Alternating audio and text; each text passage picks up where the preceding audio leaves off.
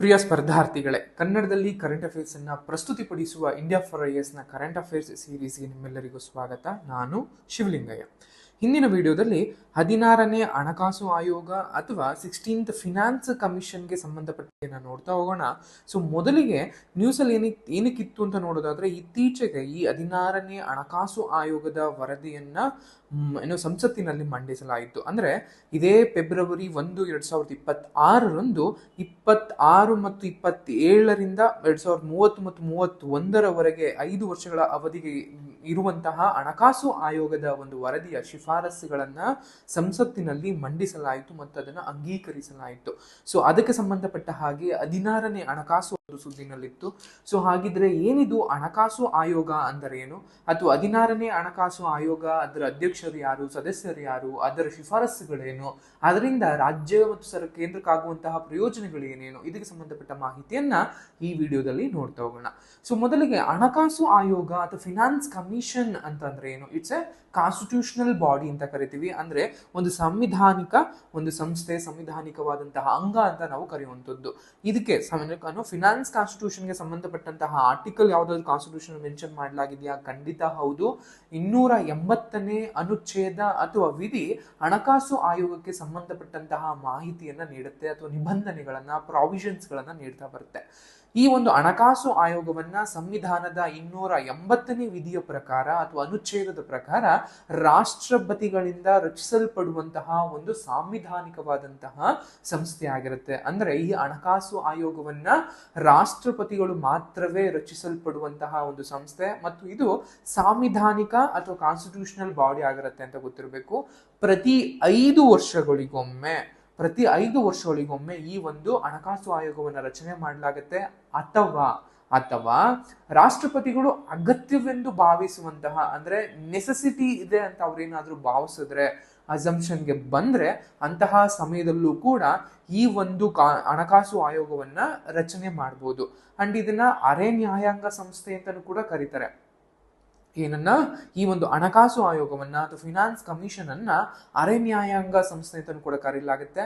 ಇದು ಅಧ್ಯಕ್ಷರು ಮತ್ತು 4 ಇತರ ಸದಸ್ಯರನ್ನ ಹೊಂದಿರ್ತಾರೆ. ಒಟ್ಟಾರೆಯಾಗಿ 5 ಜನರು ಇದರಲ್ಲಿ ಇರುವಂತದ್ದು. ಹಣಕಾಸು ಆಯೋಗದಲ್ಲಿ ಒಬ್ರು ಅಧ್ಯಕ್ಷರು ಇರ್ತಾರೆ, ಉಳಿದಂತೆ 4 ಜನ ಸದಸ್ಯರು ಈ ಒಂದು ಹಣಕಾಸು ಆಯೋಗದಲ್ಲಿ ಇರ್ತಾರೆ ಅನ್ನುವಂಥದ್ದು. ಹಣಕಾಸು ಆಯೋಗದ ಮುಖ್ಯ ಉದ್ದೇಶ ಅಂತ ಅಂದಾಗ, ಮುಖ್ಯವಾಗಿ ಕೇಂದ್ರ ಮತ್ತು ರಾಜ್ಯಗಳ ನಡುವೆ ತೆರಿಗೆಯನ್ನ ಹೇಗೆ ಹಂಚಬೇಕು, ಎಷ್ಟು ಪ್ರಮಾಣದಲ್ಲಿ ತೆರಿಗೆಯ ಪಾಲನ್ನ ರಾಜ್ಯಗಳಿಗೆ ಕೊಡಬೇಕು ಅನ್ನುವಂಥದ್ದು, ಅದ್ರ ಜೊತೆಗೆ ಲೋಕಲ್ ಗವರ್ನಮೆಂಟ್ಸ್ ಅಥವಾ ನಾವೇನು ಈ ಪಂಚಾಯತ್ ರಾಜ್ ವ್ಯವಸ್ಥೆ ಅಂತೀವಿ, ಅದಕ್ಕೂ ಕೂಡ ಎಷ್ಟು ಪ್ರಮಾಣದಲ್ಲಿ ಹಣವನ್ನ ಹಂಚಬೇಕು ಅನ್ನುವಂತಹ ಒಂದು ವರದಿಯನ್ನ, ಶಿಫಾರಸನ್ನ ಅಧ್ಯಯನಗಳ ಮೂಲಕ ಕೈಗೊಂಡು ರಾಜ್ಯಗಳ ಅಹವಾಲುಗಳನ್ನ ಎಲ್ಲವೂ ಕೂಡ ಸ್ವೀಕರಿಸಿ ಕೊನೆಯದಾಗಿ ತನ್ನ ವರದಿಯನ್ನ ಕೊಡುತ್ತೆ. ಆ ವರದಿ ಕೇಂದ್ರ ಸರ್ಕಾರ ಒಪ್ಕೋಬಹುದು, ಒಪ್ಕೊಳ್ದಲೇನೂ ಇರಬಹುದು. ಒಟ್ಟಿನಲ್ಲಿ ಇಲ್ಲಿವರೆಗೂ ಕೂಡ ಹಣಕಾಸು ಆಯೋಗ ಕೊಟ್ಟಂತಹ ವರದಿಗಳನ್ನ ಕೇಂದ್ರ ಸರ್ಕಾರ ಪಾಲಿಸ್ತಾ ಬಂದಿದೆ ಅನ್ನುವಂಥದ್ದು ಕೂಡ ಗೊತ್ತಿರಬೇಕು. ಅದೇ ನಿಟ್ಟಿನಲ್ಲಿ ಕಳೆದ ಬಾರಿ ಏನು ನೇಮಕ ಮಾಡದಂತಹ ಹಣಕಾಸು ಆಯೋಗವೇ, ಅಥವಾ ಸದ್ಯಕ್ಕೆ ಇರುವಂತಹ ಹಣಕಾಸು ಆಯೋಗವೇ 16ನೇ ಅಥವಾ 16th ಫಿನಾನ್ಸ್ ಕಮಿಷನ್, 16ನೇ ಹಣಕಾಸು ಆಯೋಗ. ಈ 16ನೇ ಹಣಕಾಸು ಆಯೋಗವನ್ನ ಡಿಸೆಂಬರ್ 20, 2023ರಲ್ಲಿ ರಚನೆಯನ್ನ ಮಾಡಲಾಯಿತು. 2023ರ ಡಿಸೆಂಬರ್ನಂದು ಈ ಒಂದು 16ನೇ ಹಣಕಾಸು ಆಯೋಗವನ್ನ ಸ್ಥಾಪನೆ ಮಾಡಲಾಗುತ್ತೆ ಅಥವಾ ರಚನೆ ಮಾಡಲಾಗುತ್ತೆ. ಅಂಡ್ ಇದನ್ನ ಅಧ್ಯಕ್ಷರಾಗಿ ನೀತಿ ಆಯೋಗದ ಮಾಜಿ ಉಪಾಧ್ಯಕ್ಷರಾದಂತಹ ಶ್ರೀ ಅರವಿಂದ್ ಪನಗಾರಿ ಅವರನ್ನ ಅಧ್ಯಕ್ಷರನ್ನಾಗಿ ನೇಮಿಸಲಾಗುತ್ತೆ. 16ನೇ ಹಣಕಾಸು ಆಯೋಗವು ಅಕ್ಟೋಬರ್ 31, 2025ರಂದು ತನ್ನ ಅಂತಿಮ ವರದಿಯನ್ನ ಕೇಂದ್ರ ಸರ್ಕಾರಕ್ಕೆ ಸಲ್ಲಿಸಲ್ಪಟ್ಟಿರುತ್ತೆ. ಆ ವರದಿಯ ಒಂದು ಶಿಫಾರಸಿನ ಪ್ರಕಾರ, ಅಥವಾ ಅದು ಹಣಕಾಸು ಆಯೋಗ ಕೊಟ್ಟಂತಹ ಶಿಫಾರಸುಗಳು ಏಪ್ರಿಲ್ 1, 2021ರಿಂದ ಮುಂದಿನ 5 ವರ್ಷಗಳ ಕಾಲಕ್ಕೆ ಚಾಲ್ತಿಯಲ್ಲಿರ್ತವೆ ಅನ್ನುವಂಥದ್ದು ಗೊತ್ತಿರಲಿ. 16ನೇ ಹಣಕಾಸು ಆಯೋಗದ ಒಂದು ಸಂಯೋಜನೆಯನ್ನು ನೋಡೋದಾದ್ರೆ, ಕಾಂಪೋಸಿಷನ್ ಅನ್ನು ನೋಡೋದಾದ್ರೆ, ಅಧ್ಯಕ್ಷರಾಗಿ ನಿಮ್ಗೆಲ್ಲ ಗೊತ್ತಿರೋ ಹಾಗೆ ಅರವಿಂದ್ ಪನಗಾರಿ ಇವರು ಮಾಜಿ ನೀತಿ ಆಯೋಗದ ಮಾಜಿ ಉಪಾಧ್ಯಕ್ಷರು ಕೂಡ ಆಗಿರ್ತಾರೆ ಅನ್ನುವಂಥದ್ದು ಗೊತ್ತಿರಲಿ. ಅದನ್ನು ಉಳಿದಂತೆ ಬೇರೆ ಸದಸ್ಯರುಗಳು ಕೂಡ ಇರ್ತಾರೆ. ಅಜಯ್ ನಾರಾಯಣ್ ಜಾ ಆಗಿರ್ಬೋದು, ಇವರು 15ನೇ ಹಣಕಾಸು ಆಯೋಗದ ಮಾಜಿ ಸದಸ್ಯರು ಕೂಡ ಆಗಿದ್ರು. ಆ ನಂತರದಲ್ಲಿ ಶ್ರೀಮತಿ ಆನಿ ಜಾರ್ಜ್ ಮ್ಯಾಥ್ಯೂ ಅವರು, ಅಂಡ್ ಡಾಕ್ಟರ್ ನಿರಂಜನ್ ರಾಜ್ಯಾಧ್ಯಕ್ಷ, ಸೌಮ್ಯಕಾಂತಿ ಘೋಷ್ ಅಂಡ್ ರಿತ್ವಿಕ್ ರಂಜನ್ ಪಾಂಡೆ ಇವರು ಕಾರ್ಯದರ್ಶಿಯಾಗಿ ಅಥವಾ ಸೆಕ್ರೆಟರಿಯಾಗಿ ಸೇರ್ಕೋತಾರೆ. ಒಟ್ಟಾರೆಯಾಗಿ ಇಷ್ಟು ಜನರು ಹಣಕಾಸು ಆಯೋಗ 16ನೇ ಒಂದು ಸದಸ್ಯರಾಗಿರ್ತಾರೆ. ಇನ್ನುಳಿದಂತೆ 16ನೇ ಹಣಕಾಸು ಆಯೋಗದ ಮ್ಯಾಂಡೇಟ್ಗಳು ಅಥವಾ ಕಾರ್ಯಾದೇಶಗಳು ಏನೇನು ಅಂತ ನೋಡ್ತಾ ಬಂದಾಗ ಮುಖ್ಯವಾಗಿ ನಮಗೆ 4 ಅಂಶಗಳು ಕಂಡು ಬರುವಂತದ್ದು. ಅದರಲ್ಲಿ ಸಂವಿಧಾನದ ಭಾಗ 12ರಲ್ಲಿ ಇರುವಂತಹ ಅಧ್ಯಾಯ 1ರ ಅಡಿನಲ್ಲಿ ವಿಂಗಡಿಸಬೇಕಾದಂತಹ ತೆರಿಗೆಗಳ ಒಂದು ನಿವ್ವಳ ಆದಾಯದ ಕೇಂದ್ರ ಮತ್ತು ರಾಜ್ಯ ನಡುವಿನ ಒಂದು ವಿತರಣೆ ಅನ್ನುವಂಥದ್ದು. ಅಂದ್ರೆ ಮುಖ್ಯವಾಗಿ ಕಾನ್ಸ್ಟಿಟ್ಯೂಷನ್ ಬರುವಂತಹ ಪಾರ್ಟ್ 12 ಚಾಪ್ಟರ್ 1 ಅಡಿನಲ್ಲಿ ವಿಂಗಡಿಸಬಹುದಾದಂತಹ ತೆರಿಗೆಗಳ ಒಂದು ನಿವ್ವಳ ಲಾಭ ಅಥವಾ ಆದಾಯ ಏನಿರುತ್ತೆ ಅದನ್ನ ಕೇಂದ್ರ ಮತ್ತು ರಾಜ್ಯಗಳ ನಡುವೆ ಹಂಚಿಕೆಯನ್ನ ವಿತರಣೆಯನ್ನ ಮಾಡುವಂಥದ್ದು ಮತ್ತು ರಾಜ್ಯಗಳ ನಡುವೆ ಕೂಡ ಹಂಚಿಕೆಯನ್ನ ಮಾಡುವಂತಹ ಒಂದು ಕೆಲಸವನ್ನ ಅಥವಾ ಆದೇಶವನ್ನ ಮ್ಯಾಂಡೇಟ್ ಅನ್ನ ಇದಕ್ಕೆ ಕೊಟ್ಟಿರಲಾಗುತ್ತೆ. ಇನ್ನುಳಿದಂತಹ ಸಂವಿಧಾನದ ವಿಧಿ 275 ಅಥವಾ ಆರ್ಟಿಕಲ್ 275 ಅಡಿನಲ್ಲೂ ಕೂಡ ಭಾರತದ ಏಕೀಕೃತ ನಿಧಿಯಿಂದ ರಾಜ್ಯಗಳಿಗೆ ಆದಾಯದ ಅನುದಾನ ಮತ್ತು ಸಹಾಯ ಅಂತ ಕರಿತೀವಿ, ಗ್ರಾಂಟ್ಸ್ ಅಂಡ್ ಏಡ್ಗಳಿಗೆ ಸಂಬಂಧಪಟ್ಟ ಹಾಗೆ ಎಷ್ಟು ಪಾವತಿಸಬೇಕು ರಾಜ್ಯಗಳಿಗೆ ಅನ್ನುವಂತಹ ಒಂದು ಶಿಫಾರಸನ್ನು ಕೂಡ ಮಾಡಬೇಕಾದಂತಹ ಮ್ಯಾಂಡೇಟ್ ಅನ್ನು ಕೊಡಲಾಗಿರುತ್ತೆ. ಅದರ ಜೊತೆಗೆ ರಾಜ್ಯ ಹಣಕಾಸು ಆಯೋಗವು ಶಿಫಾರಸುಗಳ ಆಧಾರದ ಮೇಲೆ ರಾಜ್ಯ ಪಂಚಾಯತ್ ಮತ್ತು ಪುರಸಭೆಗಳಿಗೆ ಎಷ್ಟು ಮಟ್ಟಿಗೆ ರಾಜ್ಯಗಳ ಏಕೀಕೃತ ನಿಧಿಯಿಂದ ಅಗತ್ಯ ಕ್ರಮಗಳನ್ನು ಒದಗಿಸಬೇಕು ಅನ್ನುವಂತಹ ಶಿಫಾರಸನ್ನು ಕೂಡ ಮಾಡಬೇಕಾಗಿರುತ್ತೆ. ಕೊನೆಯದಾಗಿ ವಿಪತ್ತು ನಿರ್ವಹಣಾ ಕಾಯ್ದೆ 2005ರ ಅಡಿನಲ್ಲಿ ರಚಿಸಲಾದಂತಹ ನಿಧಿಗಳಿಗೆ ಸಂಬಂಧಪಟ್ಟಂತೆ ವಿಪತ್ತು ನಿರ್ವಹಣಾ ಉಪಕ್ರಮಗಳ ನಿಧಿಯ ಕುರಿತು ಒಂದು ಪ್ರಸ್ತುತ ವ್ಯವಸ್ಥೆಯನ್ನ ಪರಿಶೀಲಿಸುವಂಥದ್ದು, ಪರಿಶೀಲನೆ ಆದ ಮೇಲೆ ಅದಕ್ಕೆ ಬೇಕಾದಂತಹ ಸೂಕ್ತ ಶಿಫಾರಸುಗಳನ್ನ ಮಾಡುವಂತಹ ಒಂದು ಕಾರ್ಯಾದೇಶವನ್ನ ಮ್ಯಾಂಡೇಟ್ ಅನ್ನ 16ನೇ ಹಣಕಾಸು ಆಯೋಗಕ್ಕೆ ರಾಷ್ಟ್ರಪತಿಗಳು ರಚನೆ ಮಾಡಿದಾಗ ನೀಡಲ್ಪಟ್ಟಿರ್ತಾರೆ. ಇದಿಷ್ಟು ಮುಖ್ಯವಾಗಿ ಕಾರ್ಯಾದೇಶಗಳು. ಅಂಡ್ 16ನೇ ಹಣಕಾಸು ಆಯೋಗದ ಮುಖ್ಯ ಶಿಫಾರಸುಗಳು ಏನೇನು ಅಂತ ನೋಡ್ತಾ ಬಂದಾಗ ಮೊದಲಿಗೆ ತೆರಿಗೆಯ ವಿಕೇಂದ್ರೀಕರಣ ಅಂತ ಕರೀತೀವಿ, ಟ್ಯಾಕ್ಸ್ ಡಿಸೆಂಟ್ರಲೈಸೇಷನ್ ಅನ್ನುವಂಥದ್ದು. ತೆರಿಗೆಯನ್ನು 2 ರೀತಿಯಲ್ಲಿ ಹಂಚಲಾಗಿರುತ್ತೆ, ಒಂದು ಲಂಬ ವಿಕೇಂದ್ರೀಕರಣ, ಇನ್ನೊಂದು ಅಡ್ಡ ಅಥವಾ ಸಮಾನಾಂತರ ವಿಕೇಂದ್ರೀಕರಣ ಅಂತ ಕರೆಯಲಾಗುತ್ತೆ. ಇದರಲ್ಲಿ ಒಟ್ಟು 16ನೇ ಹಣಕಾಸು ಆಯೋಗದ ಅಡಿನಲ್ಲಿ ಕೇಂದ್ರ ತೆರಿಗೆಗಳ ವಿಭಜಿಸಬಹುದಾದಂತಹ ಸಂಗ್ರಹದಲ್ಲಿ ರಾಜ್ಯಗಳ ಪಾಲನ್ನ ಕಳೆದ ಬಾರಿ ನೀಡಿದಂತಹ 41% ನಷ್ಟನ್ನೇ ಉಳಿಸಿಕೊಳ್ಳಲಾಗಿದೆ. ಈ ವರ್ಷವೂ ಕೂಡ ಒಟ್ಟಾರೆ ಒಂದು ಪೂಲ್ ಅಥವಾ ಒಟ್ಟಾರೆ ಒಂದು ಸಂಗ್ರಹದಲ್ಲಿ ತೆರಿಗೆಗಳ ವಿಭಜಿಸಬಹುದಾದ ಆದಾಯದ ಒಂದು ಸಂಗ್ರಹದಲ್ಲಿ ರಾಜ್ಯಗಳಿಗೆ ಒಟ್ಟಾರೆಯಾಗಿ 41% ಅಷ್ಟು ಭಾಗವನ್ನು ಹಂಚಬೇಕು ಅನ್ನುವಂತಹ ಮಾತನ್ನ ಅಥವಾ ವರದಿಯನ್ನ ನೀಡಿದೆ ಅನ್ನುವಂಥದ್ದು. ಅದ್ರ ಜೊತೆಗೆ ಭಾಗಿಸಬಹುದಾದಂತಹ ಸಂಗ್ರಹವು ಒಟ್ಟು ಕೇಂದ್ರ ತೆರಿಗೆ ಆದಾಯದಿಂದ ಸೆಸ್ಗಳನ್ನ, ಸರ್ಚಾರ್ಜ್ಗಳನ್ನ ಮತ್ತು ಸಂಗ್ರಹ ವೆಚ್ಚಗಳನ್ನ ಹೊರಗಡೆ ಇಟ್ಟಿದೆ. ಇದು ಕೂಡ ಈ ವರ್ಷನೂ ಕೂಡ ಅನ್ನುವಂಥದ್ದು. ಅಂದ್ರೆ ಕೆಲವು ರಾಜ್ಯಗಳು ಇದನ್ನ ಕೂಗನ್ನು ಕೂಡ ಇತ್ತು, ಅಂದ್ರೆ ಕೇಂದ್ರ ಸರ್ಕಾರ ಸಂಗ್ರಹಿಸುವಂತಹ ಸೆಸ್ಗಳೇನಿರ್ತವೆ ಅಥವಾ ಸರ್ಚಾರ್ಜ್ಗಳೇನಿರ್ತವೆ ಅವನ್ನು ಕೂಡ ರಾಜ್ಯಗಳೊಂದಿಗೆ ಹಂಚಿಕೊಳ್ಬೇಕು ಅನ್ನುವಂಥದ್ದು. ಅದನ್ನು ಕೂಡ ತಮ್ಮ ಅಹವಾಲನ್ನು ಕೂಡ ನೀಡಿದ್ದು. ಬಟ್ ಈ ವರ್ಷವೂ ಕೂಡ ಹಣಕಾಸು ಆಯೋಗ ಅದನ್ನು ಹೊರಗಡೆ ಇಟ್ಟಿದ್ದ. ಇನ್ನ ಅಡ್ಡ ವಿಕೇಂದ್ರೀಕರಣ ಅಂತ ಬಂದಾಗ ಎಷ್ಟು ರಾಜ್ಯಗಳಿಗೆ ಎಷ್ಟು ಪ್ರಮಾಣದಲ್ಲಿ ಹಂಚಬೇಕು, ಅಂದ್ರೆ ಈ 41% ತೆರಿಗೆಯ ಪಾಲಿನಲ್ಲಿ ಯಾವ ರಾಜ್ಯಕ್ಕೆ ಎಷ್ಟು ಪ್ರಮಾಣದ ಹಣವು ಹೋಗ್ಬೇಕು ಅನ್ನುವಂಥದ್ದು ಕೂಡ ನಮಗೆ ಈ ಒಂದು ಅಡ್ಡ ವಿಕೇಂದ್ರೀಕರಣದಲ್ಲಿ ಹೇಳಲಾಗುತ್ತೆ. ಅದರ ಜೊತೆಗೆ ರಾಜ್ಯಗಳ ನಡುವಿನ ಒಂದು ವಿತರಣೆ ಅಂತ ಬಂದಾಗ ಒಂದು ಪರಿಷ್ಕೃತವಾದಂತಹ ವಿಕೇಂದ್ರೀಕರಣ ಸೂತ್ರವನ್ನ ಅಳವಡಿಸಿಕೊಳ್ಳಲಾಗಿದೆ. ಅಂದ್ರೆ ಕ್ರೈಟೀರಿಯಾಸ್, ಯಾವ ಒಂದು ಕ್ರೈಟೀರಿಯಾಸ್ ಆಧಾರದ ಮೇಲೆ ಯಾವ ರಾಜ್ಯಕ್ಕೆ ಎಷ್ಟು ಪ್ರಮಾಣದ ಒಂದು ತೆರಿಗೆಯ ಪಾಲು ಹೋಗ್ಬೇಕು ಅನ್ನುವಂಥದ್ದನ್ನು ನೋಡಲಾಗಿರುವಂಥದ್ದು. ಮುಖ್ಯವಾಗಿ ಜನಗಣತಿಯ ಪ್ರಕಾರ ಜನಸಂಖ್ಯೆಗಳಾಗಿರ್ಬೋದು, ಜನಸಂಖ್ಯಾ ಕಾರ್ಯಕ್ಷಮತೆ ಆಗಿರ್ಬೋದು, ಒಟ್ಟಾರೆ ಪ್ರದೇಶ ಎಷ್ಟು ಪ್ರಮಾಣದಲ್ಲಿ ಪ್ರದೇಶದ ಒಂದು ವಿಸ್ತೀರ್ಣವನ್ನು ಹೊಂದಿದೆ, ಅರಣ್ಯ ಮತ್ತು ಪರಿಸರ ವಿಜ್ಞಾನ ಆಗಿರ್ಬೋದು, GDPಗೆ ಕೊಡುಗೆಗಾಗಿ ಎಷ್ಟು ಕೊಡುಗೆ ನೀಡ್ತಾ ಇದ್ದಾರೆ, ಯಾವ ರಾಜ್ಯಗಳು ಎಷ್ಟು ಪ್ರಮಾಣದಲ್ಲಿ GDPಗೆ ಅಂದ್ರೆ ರಾಷ್ಟ್ರದ ಒಂದು GDPಗೆ ಕೊಡುಗೆ ಕೊಡ್ತಾ ಇದ್ದಾರೆ, ಈ ಎಲ್ಲ ಪ್ರಮಾಣವನ್ನ ಬಳಸಿಕೊಂಡು 16ನೇ ಹಣಕಾಸು ಆಯೋಗ ರಾಜ್ಯಗಳ ನಡುವೆ ಹಣವನ್ನ ಹಂಚಲಾಗುತ್ತದೆ. ಅದಕ್ಕೆ ಮಾನದಂಡಗಳು ಏನೇನು ಅಂತ ನೋಡ್ತಾ ಬಂದಾಗ ಮೊದಲಿಗೆ ಇರುವುದಂಥದ್ದು ತಲಾಧಾರ ಅಂತ ಕರಿತೀವಿ. ಸೊ ಅಂದ್ರೆ ಎಷ್ಟು ರಾಜ್ಯಗಳು ಯಾವ ಪ್ರಮಾಣದಲ್ಲಿ ಒಂದು ತೆರಿಗೆಗೆ ಒಂದು ಪಾಲನ್ನ ಅಥವಾ ಒಂದು ತಮ್ಮ ಕೊಡುಗೆಯನ್ನು ನೀಡ್ತಾ ಇದ್ದಾವೆ ಎನ್ನುವಂಥದ್ದು. ಅದನ್ನ ಒಟ್ಟಾರೆಯಾಗಿ 15th finance commission and 16th finance commission ಎರಡೂ ಕೂಡ ಇಲ್ಲಿ ನೀಡಿದ್ದೀವಿ. ಅದನ್ನು ಕೂಡ ನೀವು ನೋಡ್ತಾ ಬರ್ಬೋದು. ಮೊದಲಿಗೆ ಪಾಪ್ಯುಲೇಷನ್ ಅಂತ ಬಂದಾಗ ಒಟ್ಟಾರೆ ಎಷ್ಟು ಜನಸಂಖ್ಯೆ ಇದೆ, ಯಾಕಂದ್ರೆ ಅವ್ರಿಗೆ ನಿಧಿ ಮತ್ತು ಪರಿಹಾರಗಳು ಕೊಡಬೇಕಾಗಿರೋದು. ಅದರಿಂದಾಗಿ ಕಳೆದ ಬಾರಿ 15% ಇತ್ತು, ಅದನ್ನ ಈ ವರ್ಷ 17.6 12.5% ಇನ್ಕ್ರೀಸ್ ಮಾಡಲಾಗಿದೆ. ಅದ್ರ ಜೊತೆಗೆ ಡೆಮೋಗ್ರಾಫಿಕ್ ಪರ್ಫಾರ್ಮೆನ್ಸ್ ಅಂತ ಅನ್ನುವಂಥದ್ದು ಅದನ್ನ 12.5 ಇದ್ದಿದ್ನ ಈ ಒಂದು 16ನೇ ಹಣಕಾಸು ಆಯೋಗದಲ್ಲಿ 10% ರಿಡ್ಯೂಸ್ ಮಾಡಲಾಗಿದೆ.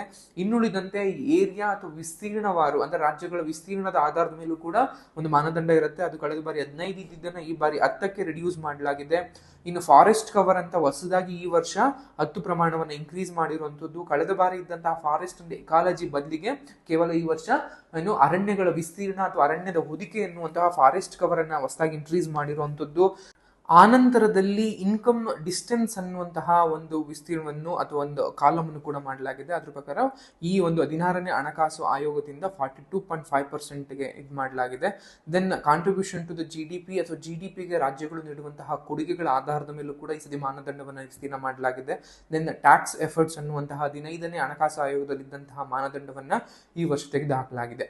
ಒಟ್ಟಾರೆಯಾಗಿ ಈ ಒಂದು ಕ್ರೈಟೀರಿಯಾಸ್ಗಳ ಮೇಲೆ, ಮಾನದಂಡಗಳ ಮೇಲೆ ರಾಜ್ಯಗಳ ಒಂದು ಪಾತ್ರವನ್ನ, ರಾಜ್ಯಗಳ ಒಂದು ಪರ್ಫಾರ್ಮೆನ್ಸ್ ಅನ್ನ, ಕಾರ್ಯಕ್ಷಮತೆಯನ್ನ ಅಧ್ಯಯನ ಮಾಡಿ ಆನಂತರದಲ್ಲಿ ರಾಜ್ಯಗಳಿಗೆ ಎಷ್ಟು ಪ್ರಮಾಣದಲ್ಲಿ ಹಣವನ್ನು ಹೋಗ್ಬೇಕು, ಅನುದಾನದ ತೆರಿಗೆ ಅನುದಾನವೆಲ್ಲ ಕೂಡ ಸಲ್ಲಬೇಕು ಅನ್ನುವಂತಹ ಒಂದು ಶಿಫಾರಸನ್ನು ಕೂಡ ಈ ಒಂದು ಹಣಕಾಸು ಆಯೋಗ ಮಾಡಿದೆ ಅನ್ನುವಂಥದ್ದು ಕೂಡ ನೋಡ್ತಾ ಬರ್ಬೋದು. ಇದ್ರ ಜೊತೆಗೆ ಇದರ ಒಂದಷ್ಟು ಶಿಫಾರಸುಗಳನ್ನು ಕೂಡ ಕೊಡಲಾಗಿದೆ. ಅದು ಯಾವ ಒಂದು ಶಿಫಾರಸುಗಳಂತ ನೋಡ್ತಾ ಬರ್ಬೋದು.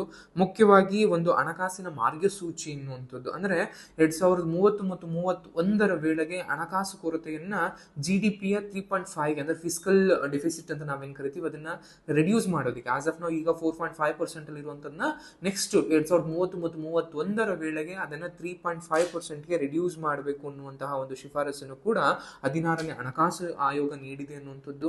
ರಾಜ್ಯಗಳ ಒಂದು ವಾರ್ಷಿಕ ಹಣಕಾಸು ಕೊರತೆಯ ಮಿತಿಯನ್ನ GSDPಯ 3%ಗಿಂತ ಕಡಿಮೆ ಇರಬೇಕು ಅನ್ನುವಂತಹ ಶಿಫಾರಸನ್ನು ಕೂಡ ಮಾಡಿದೆ. ಕೇಂದ್ರ ಸರ್ಕಾರಕ್ಕೆ 3.5% ಮತ್ತು ರಾಜ್ಯಗಳಿಗೆ 3.3 ರಿಡ್ಯೂಸ್ ಮಾಡಬೇಕು ಅನ್ನುವಂಥ ಶಿಫಾರಸನ್ನು ಮಾಡಿದೆ. ದೆನ್ ವಿದ್ಯುತ್ ವಲಯದಲ್ಲಿ ಒಂದಷ್ಟು ಸುಧಾರಣೆಗಳನ್ನು, ಅದರಲ್ಲೂ ಕೂಡ ಎನರ್ಜಿ ಸೆಕ್ಟರ್ಗೆ ಸಂಬಂಧಪಟ್ಟ ಹಾಗೆ ಒಂದಷ್ಟು ರಿಫಾರ್ಮ್ಸ್ಗಳನ್ನು ಕೂಡ ಕೊಡಲಾಗಿದೆ. ಅದ್ರ ಪ್ರಕಾರ ಈ ಡಿಸ್ಕಾಮ್ಗಳೇನಿರ್ತವೆ ಅವುಗಳನ್ನ ಪ್ರೈವೇಟೈಸೇಷನ್ ಮಾಡೋದಕ್ಕೆ ಹೆಚ್ಚು ಪ್ರೋತ್ಸಾಹವನ್ನ, ಪ್ರಮೋಷನ್ ಅನ್ನ ಕೊಟ್ಟಿರುವಂತದ್ದು. ದೆನ್ ಪಾರಂಪರಿಕ ಒಂದು ಸಾಲದವನ್ನ ಲೈಕ್ ಸ್ಪೆಷಲ್ ಪರ್ಪಸ್ ವೆಹಿಕಲ್ ಅನ್ನೋ ರೀತಿಯಲ್ಲಿ ಅದನ್ನ ಶುರು ಮಾಡೋದ್ರ ಮೂಲಕ ಬಂಡವಾಳದ ಹೂಡಿಕೆಗಾಗಿ ವಿಶೇಷವಾದಂತಹ ಯೋಜನೆಗಳನ್ನು ಕೂಡ ನೀವು ಮಾಡ್ಕೋಬೇಕು, ಮರುಪಾವತಿಗಳನ್ನ ಅನುಮತಿಸಬೇಕು ಅನ್ನುವಂತಹ ಮಾತುಗಳನ್ನ ಅಥವಾ ಒಂದು ಸುಧಾರಣೆಯನ್ನು ಕೂಡ ನೀಡಿರುವಂತದ್ದು. ಸಬ್ಸಿಡಿ ವೆಚ್ಚಕ್ಕೆ ಸಂಬಂಧಪಟ್ಟ ಹಾಗೂ ಕೂಡ ಒಂದಷ್ಟು ಶಿಫಾರಸುಗಳನ್ನ ಮಾಡಿದೆ. ವಿಶೇಷವಾಗಿ ಈ ನಗದು ವರ್ಗಾವಣೆ ಏನಿದೆ ಅದನ್ನ ರಾಷನಲೈಸೇಷನ್ ಮಾಡಬೇಕು, ಅಂದ್ರೆ ಸ್ಪಷ್ಟವಾಗಿ ಒಂದಷ್ಟು ಕ್ರೈಟೀರಿಯಾಸ್ಗಳನ್ನ ಪರಿಚಯ ಮಾಡಬೇಕು. ಸುಮ್ಮನೆ ಇಲ್ಲ ಅಂದ್ರೆ ಹಣದ ಮೇಲೆ ಅಥವಾ ಕೇಂದ್ರದ ಮತ್ತು ರಾಜ್ಯಗಳ ಒಂದು ಆರ್ಥಿಕತೆ ಮೇಲೆ ಅದರ ಎಫೆಕ್ಟ್ ಬೀಳುತ್ತೆ ಅನ್ನುವಂತಹ ಮಾತುಗಳನ್ನು ಕೂಡ ಆಡಿರುವಂತದ್ದು. ದೆನ್ ಸಾರ್ವಜನಿಕ ವಲಯದ ಒಂದು ಉದ್ಯಮಗಳ ಸುಧಾರಣೆಗಳಿಗೆ ಸಂಬಂಧಪಟ್ಟ ಹಾಗೆ ಒಂದು ಶಿಫಾರಸುಗಳನ್ನು ಕೂಡ ಮಾಡಲಾಗಿದೆ. ಕಾರ್ಯತಂತ್ರದ ಒಂದು ಪ್ರಾಮುಖ್ಯತೆ ಆಧಾರದ ಮೇಲೆ ಸತತವಾಗಿ ಏನು PSCಗಳಿದಾವೆ ಅಥವಾ ಏನು PSU ಅಂಡರ್ಟೇಕಿಂಗ್ಸ್ ಏನಿದಾವೆ ಅವುಗಳನ್ನ ಮುಚ್ಚುವಂಥದ್ದಾಗಿರ್ಬೋದು ಅಥವಾ ಕಾನ್ಸ್ಟಿಟ್ಯೂಷನ್ ಪ್ರೈವೇಟೈಸೇಷನ್ ಮಾಡೋದಾಗಿರ್ಬೋದು, ಇದಕ್ಕೆ ಸಂಬಂಧಪಟ್ಟ ಹಾಗೆ ಕೂಡ ಒಂದು ಶಿಫಾರಸುಗಳನ್ನ ನೀಡಿರುವಂಥದ್ದು.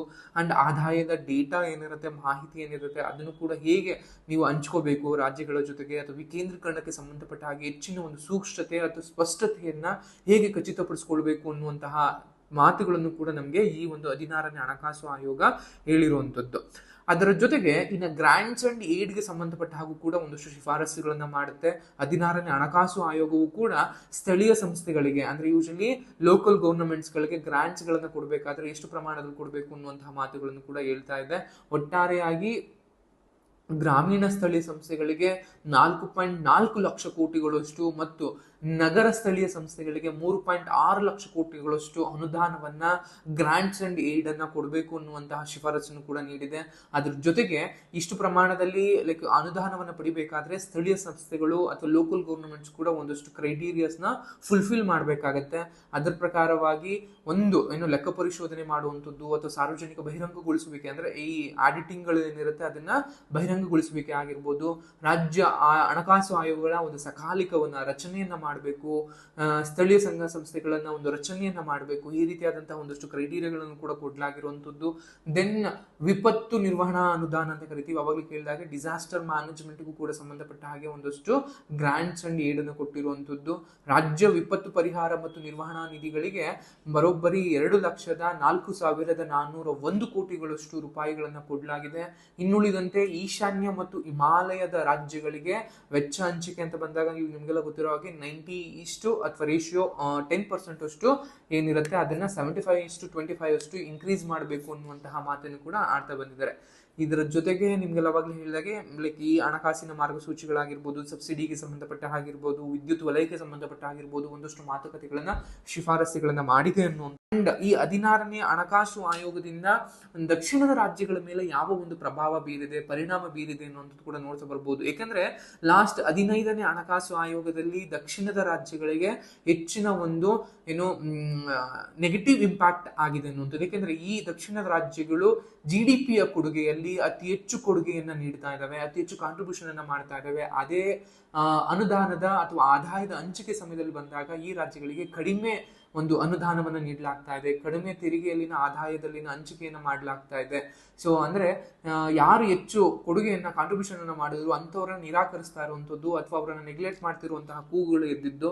ಕರ್ನಾಟಕ ಸರ್ಕಾರವು ಕೂಡ ಈ ಇಡೀ ದೇಶದಲ್ಲಿ ಅತಿ ಹೆಚ್ಚು ಟ್ಯಾಕ್ಸ್ ಅನ್ನ ಕಲೆಕ್ಟ್ ಮಾಡುವಂತಹ ಒನ್ ಆಫ್ ದ ಸ್ಟೇಟ್ ಆಗಿರುತ್ತೆ. ಮಹಾರಾಷ್ಟ್ರ, ತಮಿಳುನಾಡು, ಕರ್ನಾಟಕ ಇವೆಲ್ಲವೂ ಕೂಡ ಕೇಂದ್ರದ ಒಂದು ಪಾಲಿನಲ್ಲಿ ಒಂದು ಬಹುಮುಖ್ಯ ಒಂದು ಏನು ಕೊಡುಗೆಯನ್ನು ನೀಡುವಂತಹ ರಾಜ್ಯಗಳು. ಬಟ್ ಇದೇ ರಾಜ್ಯಗಳಿಗೆ ತೆರಿಗೆಗಳ ಹಂಚಿಕೆಯಲ್ಲಿ ವೆರಿ ಮಿನಿಮಲ್ ಶೇರ್ ಅನ್ನ ಕೊಡ್ಲಾಗ್ತಾ ಇತ್ತು. ಅದೇ ನಿಮ್ಗೆ ಉತ್ತರ ಭಾರತದ ಬಿಹಾರ ಆಗಿರ್ಬೋದು, ಛತ್ತೀಸ್ಗಢ ಆಗಿರ್ಬೋದು, ಜಾರ್ಖಂಡ್ ಆಗಿರ್ಬೋದು ಅಥವಾ ಉತ್ತರ ಪ್ರದೇಶ ಆಗಿರ್ಬೋದು, ಇವೆಲ್ಲೂ ಕೂಡ ಕಡಿಮೆ ಕೊಡುಗೆಯನ್ನ ನೀಡ್ತವೆ. ಬಟ್ ಇದೇ ರಾಜ್ಯಗಳಿಗೆ ಹೆಚ್ಚಿನ ಒಂದು ಹಂಚಿಕೆಯನ್ನ ಮಾಡಲಾಗಿತ್ತು. ಬಟ್ ಈ 16ನೇ ಹಣಕಾಸು ಆಯೋಗದಲ್ಲಿ ಅದರನ್ನ ಒಂದಷ್ಟು ಸಮಪಾಲನ್ನ ಸಮದೂಗಿಸುವಂತಹ ಕೆಲಸವನ್ನ ಆಗಿದೆ. ಏಕೆಂದ್ರೆ ಕಳೆದ ಬಾರಿಗಿಂತ ಈ ಬಾರಿ ನಮ್ಮ ರಾಜ್ಯಕ್ಕೆ 4.13% ಅಷ್ಟು ಶೇರ್ ಅನ್ನ, ಅಂದ್ರೆ ಏನು ಡಿವಿಸಿಬಲ್ 41% ಅಂತ ಹೇಳಿದ್ರು, ಆ 41% ನಲ್ಲಿ ಬರೋಬ್ಬರಿ 40% 4.13% ಅಷ್ಟು ಶೇರ್ ಅನ್ನ ನಮ್ಮ ಕರ್ನಾಟಕ ರಾಜ್ಯಕ್ಕೆ ಶಿಫಾರಸು ಮಾಡಲಾಗಿದೆ. ಅಂದ್ರೆ ಒಟ್ಟಾರೆಯಾಗಿ 63,049 ಕೋಟಿ ರೂಪಾಯಿಗಳಷ್ಟು ತೆರಿಗೆಯ ಪಾಲನ್ನ ನಮ್ಮ ಕರ್ನಾಟಕ ರಾಜ್ಯಕ್ಕೆ ಕೊಡಲಾಗಿದೆ. ಸೊ ಅದರಿಂದಾಗಿಯೂ ಕೂಡ ಕರ್ನಾಟಕಕ್ಕೆ ಒಂದಿಷ್ಟು ಸಮಾಧಾನದ ಮಾತು ಅಥವಾ ಸಮಾಧಾನದ ಇದೊಂದು ನಡೆ ಅಂತ ಅನ್ಬೋದು. ಕಳೆದ ಬಾರಿ ಕೇವಲ 3.64% ಇತ್ತು. ಈ 3.64% ಇಂದ ಈ ಒಂದು ಹಣಕಾಸಿನ ಆಯೋಗದ ಪ್ರಕಾರ 4.13% ಅಷ್ಟು ಕೂಡ ನಾವು ಮಾಡಲಾಗಿದೆ. ನಿಮ್ಗೆಲ್ಲ ಗೊತ್ತಿದ್ರೆ ಕಳೆದ ಬಾರಿ ಇದೇ ಕಾಂಗ್ರೆಸ್ ಸರ್ಕಾರ ಇದ್ದಾಗ ನನ್ನ ತೆರಿಗೆ ನನ್ನ ಹಕ್ಕು ಅನ್ನುವಂತಹ ಮೈ ಟ್ಯಾಕ್ಸ್ ಮೈ ರೈಟ್ಸ್ ಅನ್ನುವಂತಹ ಒಂದು ಪ್ರೊಟೆಸ್ಟ್ ಅನ್ನ ಮೂವ್ಮೆಂಟ್ ಅನ್ನು ಕೂಡ ಡೆಲ್ಲಿನಲ್ಲೆಲ್ಲ ಮಾಡಿದ್ರು. ಅಂದ್ರೆ ನಾವು ಹೆಚ್ಚು ತೆರಿಗೆಯನ್ನ ಕಟ್ತಾ ಇದೀವಿ, ಬಟ್ ನಮಗೆ ಅನುದಾನ ಕೊಡಬೇಕಾದ್ರೆ ಅಥವಾ ನಮ್ಗೆ ಆದಾಯವನ್ನು ಹಂಚ್ಕೋಬೇಕಾದ್ರೆ ವೆರಿ ಕಡಿಮೆ ಕೊಡ್ತಾ ಇದ್ದೀರಾ ಅನ್ನುವಂತಹ ಮಾತುಗಳು. ಕರ್ನಾಟಕ ಸಿಗಲಿ ನ್ಯಾಯಯುತ ಪಾಲು ಅನ್ನುವಂತಹ ಒಂದು ಸೋಷಿಯಲ್ ಮೀಡಿಯಾ ಮೂವ್ಮೆಂಟ್ಗಳು ಕೂಡ ಎಲ್ಲವೂ ಕೂಡ ಇದು ಮಾಡಿದ್ರು. 16ನೇ ಹಣಕಾಸು ಆಯೋಗದ ಸದಸ್ಯರುಗಳು ಅಥವಾ ಅಧ್ಯಕ್ಷರು ರಾಜ್ಯಕ್ಕೆ ಭೇಟಿ ಕೊಟ್ಟಾಗ್ಲೂ ಕೂಡ ನಮ್ಮ ಒಂದು ರಾಜ್ಯದ ಒಂದು ಏನು ಕೊಡುಗೆಗಳಿದಾವೆ ಅಥವಾ ಕನ್ಸರ್ನ್ಗಳೇನಿದಾವೆ ಅವೆಲ್ಲವೂ ಕೂಡ ಮನದಟ್ಟು ಮಾಡಲಾಗಿತ್ತು. ಅದರ ಪ್ರಕಾರ ಅದರದೊಂದು ಪ್ರತಿಫಲವಾಗಿ ಈ 16ನೇ ಹಣಕಾಸು ಆಯೋಗದಲ್ಲಿ ಕರ್ನಾಟಕಕ್ಕೆ 4.13% ಅಂದ್ರೆ ಇಡೀ ರಾಷ್ಟ್ರದಲ್ಲೇನೆ ಅತಿ ಹೆಚ್ಚು ಪಾಲನ್ನು ಪಡ್ಕೊಂಡಿರುವಂತದ್ದು ಕರ್ನಾಟಕ ರಾಜ್ಯ. 13 ಅಥವಾ 14, 15ನೇ ಹಣಕಾಸು ಆಯೋಗಗಳಲ್ಲಿ ಆದಂತಹ ಅನ್ಯಾಯವನ್ನ 16ನೇ ಹಣಕಾಸು ಆಯೋಗದಲ್ಲಿ ಕರ್ನಾಟಕ ಸರಿಪಡಿಸಲಾಗಿದೆ ಅಂತ ಅಂದ್ರೆ ತಪ್ಪಾಗ್ಲಾರ್ದು. ಅದರ ಜೊತೆಗೆ ಒಂದಷ್ಟು ಕನ್ಸರ್ನ್ಗಳು ಕೂಡ ಇದಾವೆ. ಈ ಒಂದು 16th ಫಿನಾನ್ಸ್ ಕಮಿಷನ್ಗೆ ಸಂಬಂಧಪಟ್ಟ ಹಾಗೆ ಒಂದಷ್ಟು ಕನ್ಸರ್ನ್ಗಳು ಕೂಡ ಇದಾವೆ. ಅವೇನು ಅಂತ ನೋಡ್ತಾ ಬಂದಾಗ ಮುಖ್ಯವಾಗಿ ನಮ್ಗೆ ಏನು ವಿಕೇಂದ್ರೀಕರಣದ ನಿಶ್ಚಲತೆ ಅಂತ ಕರಿತೀವಿ. ಅಂದ್ರೆ ಈ ಒಟ್ಟಾರೆಯಾಗಿ ಬರೀ ಎಷ್ಟೋ ರಾಜ್ಯಗಳು ಎಷ್ಟೋ ವರ್ಷಗಳಿಂದನೂ ಕೂಡ 50% ಅಷ್ಟು ನಮ್ಗೆ ಏನು ಹಂಚ್ಕೋಬೇಕು ಅನ್ನುವಂಥದ್ದು. ಬಟ್ ಈಗಲೂ ಕೂಡ 41% ಅಷ್ಟೇನೆ ರಾಜ್ಯಗಳ ನಡುವೆ ಹಂಚ್ಕೋತಾ ಇರುವಂತದ್ದು. ಅದರಿಂದಾಗಿ ಈ ಒಂದು ಡಿಸೆಂಟ್ರಲೈಸೇಷನ್ ಗೆ ಸಂಬಂಧಪಟ್ಟ ಹಾಗೆ ಇನ್ನೊಂದಷ್ಟು ಸಮಸ್ಯೆಗಳು ಇರುವಂತದ್ದು. ಜನಸಂಖ್ಯಾ ದಂಡ ಅನ್ನುವಂಥದ್ದು ಅಂದ್ರೆ ಕ್ರೈಟೀರಿಯಾ, ಒಂದು ಪಾಪ್ಯುಲೇಷನ್ ಅನ್ನುವಂಥ ಕ್ರೈಟೀರಿಯಾ ನಿಮ್ಗೆಲ್ಲ ಗೊತ್ತಿರೋ ಹಾಗೆ ಸದರ್ನ್ ಸ್ಟೇಟ್ಗಳು ಅಥವಾ ದಕ್ಷಿಣದ ರಾಜ್ಯಗಳು ಜನಸಂಖ್ಯಾ ನೀತಿನಲ್ಲಿ ಹೆಚ್ಚಿನ ಒಂದು ಪ್ರೋಗ್ರೆಸ್ ಅನ್ನ ತೆಗೆದುಕೊಂಡು ಕುಟುಂಬ ಯೋಜನೆಗಳನ್ನ ಅನುಸರಿಸಿಕೊಂಡು ಕಡಿಮೆ ಜನಸಂಖ್ಯೆಯನ್ನ ಸಾಧಿಸಿದವೆ. ಆದ್ರೆ ಅವನ್ನ ಇವತ್ತು ನೀವು ಅದನ್ನೇ ಜನಸಂಖ್ಯೆಯ ಒಂದು ಪ್ರಮಾಣವನ್ನೇ ಮಾನದಂಡವಾಗಿ ಇಟ್ಕೊಂಡು ಈ ರಾಜ್ಯಗಳನ್ನ ಶಿಕ್ಷೆ ಮಾಡ್ತಾ ಇದ್ದೀರಾ. ಅದೇ ಉತ್ತರ ರಾಜ್ಯಗಳಲ್ಲಿ ಯಾವುದೇ ಒಂದು ಫ್ಯಾಮಿಲಿ ಪ್ಲಾನಿಂಗ್ಸ್ ಅಥವಾ ಕುಟುಂಬ ಯೋಜನೆಗಳನ್ನ ಇಟ್ಕೊಳ್ಳದಲ್ಲೇ ಜನಸಂಖ್ಯೆ ಜಾಸ್ತಿ ಆಗಿದ್ದಾರೆ ಅಂತವ್ರಿಗೆ ನೀವು ಹೆಚ್ಚಿನ ಒಂದು ಪಾಸಿಟಿವ್ ಆಗಿ ಇದು ಮಾಡ್ತಾ ಇದ್ದಾರೆ. ಇದು ನಮಗೆ ಆದಂತಹ ಅನ್ಯಾಯ ಅನ್ನುವಂತಹ ಮಾತುಗಳು. ಮತ್ತು ಈ ಒಂದು ಫಿಸ್ಕಲ್ನ ಒಂದು ಲೈಕ್ ಟೈಟನ್ಗೊಳಿಸುವಂಥದ್ದು ಅಂದ್ರೆ 3% ಕಮ್ಮಿ ಇಟ್ಕೋಬೇಕು ಅನ್ನುವಂತಹ ಮಾತುಗಳಾಗಿರ್ಬೋದು. ಇವೆಲ್ಲವೂ ಕೂಡ ಕೆಲವು ಕನ್ಸರ್ನ್ಗಳಿರ್ತವೆ. ಬಟ್ ಅದರ ಹೊರತಾಗಿಯೂ ಕೂಡ 16ನೇ ಹಣಕಾಸು ಆಯೋಗ ರಾಜ್ಯಗಳಿಗೆ ಒಂದಷ್ಟು ಹೆಚ್ಚಿನ ಒಂದು ಪಾಲನ್ನ ದೊರಕಿಸುವ ಮಟ್ಟಿನಲ್ಲಿ ಅಥವಾ ಕಳೆದ ಬಾರಿಗಿಂತ ಈ ಬಾರಿ ಹೆಚ್ಚಿನ ಒಂದು ಸುಧಾರಣೆಗಳನ್ನು ಕೈಗೊಳ್ಳುವ ನಿಟ್ಟಿನಲ್ಲಿ ಹೆಚ್ಚು ಪ್ರಾಮುಖ್ಯವಾಗಿದೆ ಅನ್ನೋದು. ಇದಿಷ್ಟು 16ನೇ ಹಣಕಾಸು ಆಯೋಗಕ್ಕೆ ಸಂಬಂಧಪಟ್ಟಂತಹ ಮಾಹಿತಿ. ಸೊ ಈ ಮಾಹಿತಿ ನಿಮ್ಗೆ ಇಷ್ಟ ಆಗುತ್ತೆ ಅಂತ ಭಾವಿಸ್ತಾ ಈ ವಿಡಿಯೋ ಏನ್ ಮಾಡ್ತಾ ಇದ್ದೀನಿ. Thank you.